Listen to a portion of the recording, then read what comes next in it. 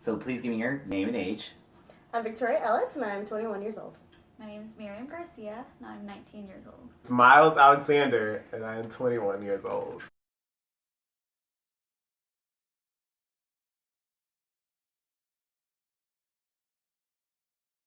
Whatever you. I identify as a black man. I've got like a 1/16 Choctaw, but we don't have to put that literally. I identify as he, him, that man. I am a homosexual.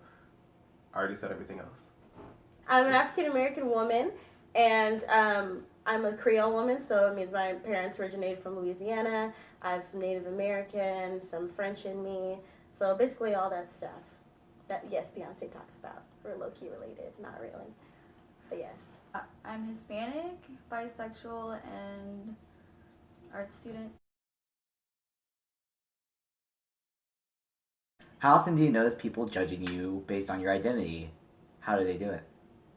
I think lately I don't know that I see people do that to me often, but when I was younger, I remember being young and like going with my mom out places, and my mom didn't speak English at the time, and it was really hard for her to like say things, or like she would be learning to say things, and especially like when we go out shopping or in the stores or whatever, and people would judge her, and I could tell, and you know, like it was hard to like see that and to experience that secondhand, like because I feel like because I was so young when I learned English, and because I was like, I don't know, a kid, I guess people didn't really judge me.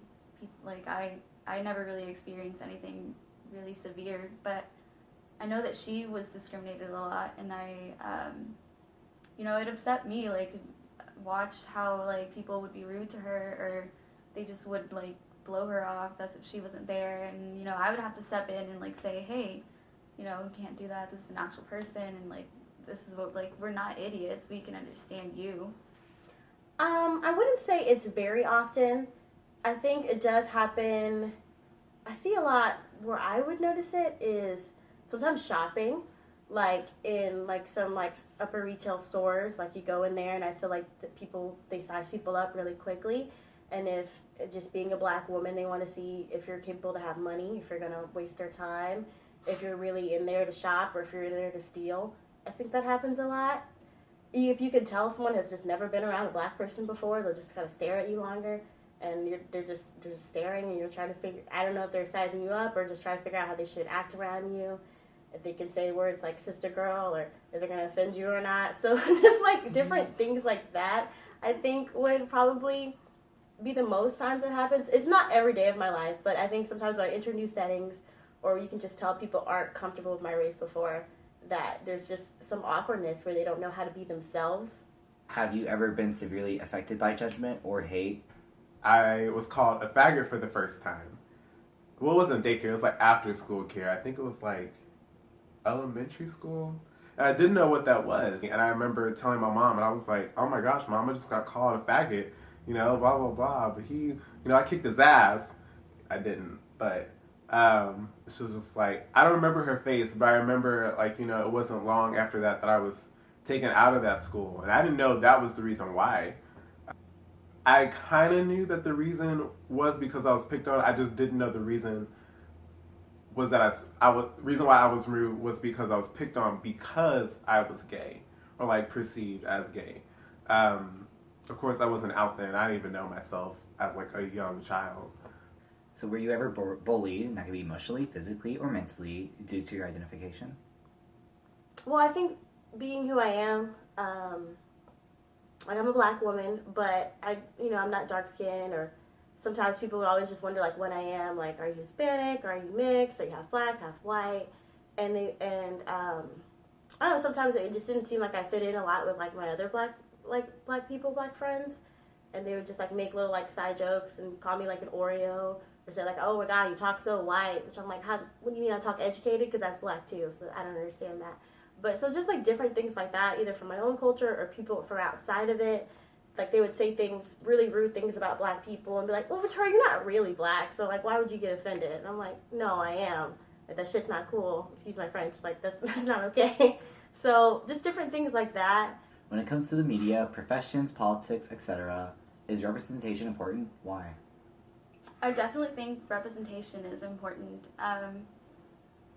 Recently, my youngest sister, she's 7, and she told me one time that she wanted to be like Elsa from Frozen. And I thought, like, okay, so she just wants to be a princess, and it's like typical. But then she said she wanted to be whiter, and I was like, you want to be whiter? And she said that she didn't really like the color of her skin. I have a lot to say about representation, but I'll keep it concise. I think we're going in a positive direction of homosexual, black, those separate, just different, I guess, background representation. It took us a while to get like black people even in motion pictures. Now we're trying to like get them represented in like the actual minority groups. And I don't think people understand the intersectionality of like, okay, there's not just white gay people, there's other races of gay people as well. And it's so like bothering when I'm watching these shows and it's like, okay, there's another sassy white gay friend, and it's like, okay, and then he's always with his black girlfriends, and I'm like, okay, I can't. It's something you just can't relate to, or like I can't relate to, and I feel like there should be more representation on that. I think it's important that anybody can be able to see themselves portrayed in a way that's realistic is a good way, because it doesn't just define like one area of like one population. It's very important because the whole world is very diverse, and to only portray one group of people as having problems and issues and feelings is just disrespectful and like almost inhumane to like the rest of the population.